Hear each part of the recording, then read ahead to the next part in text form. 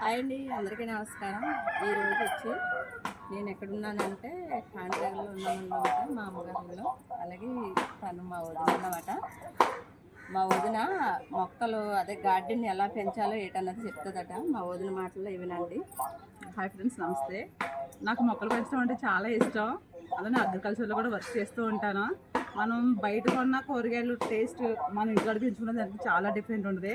చూడండి, ఇలా కుండీలో తోటకూర 2 రకాలు అంటే కొత్తిమీర నాకు చాలా ఇష్టమైంది. చూడండి, ద్రాక్ష అందరూ బయటే కొనుక్కుంటూ ఉంటారు, కానీ ఇంటి దగ్గర పెంచుకున్నాను. మా మరదలు కూడా ఇస్తున్న టేస్ట్ చెప్పమ్మా, ఎంత టేస్ట్ ఉంటాయా? బాగుంటుంది. చూడు ఎంతలా గుత్తులు కానీ ఇదే కాదు మొత్తం. చూడండి, చాలా బాగా వేసినాయి గుత్తులు ఇంటి దగ్గర.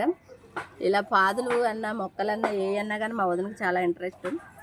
అలాగే పక్కనున్న వాళ్ళు కూడా ఇంట్రెస్ట్గా పెంచుకోవాలి, మొక్కలు వేసుకోవాలి. మనం పిండి ఇవి ఎరువులు వేసి కాకుండా మనం సొంతంగా వేసుకుని, సొంతంగానే పిండ్లు గట్రా ఏం కాకుండా సొంతంగా మామూలుగా మనం మొక్కలు వేసుకుని చక్కగా ఆరోగ్యంగా ఉండాలంటే మనం సొంతంగా వేసుకుంటేనే బాగుంటుంది అనేసి అన్నది ఈ వదిన ఆలోచన.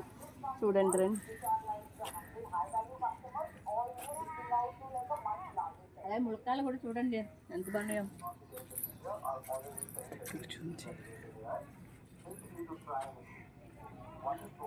ఈ గుత్తులు మాత్రం నాకు చాలా బాగా నచ్చింది. దాచుకోవాలి గుత్తులు మాత్రం నేను బాగా వేసినాయి అన్నమాట.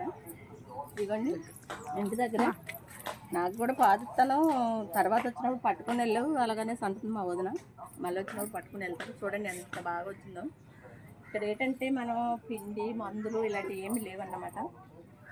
చక్కగా మనం ఇంటి దగ్గర వేసుకుంటే చాలా ఆరోగ్యంగా ఉంటుంది. మనకైతే బయట కొనుక్కున్న వాటికి మందులు వేసేయడం, పిండిలు వేసేయడం ఇలా ఉంటుంది. వీటికైతే అలా ఉండదు.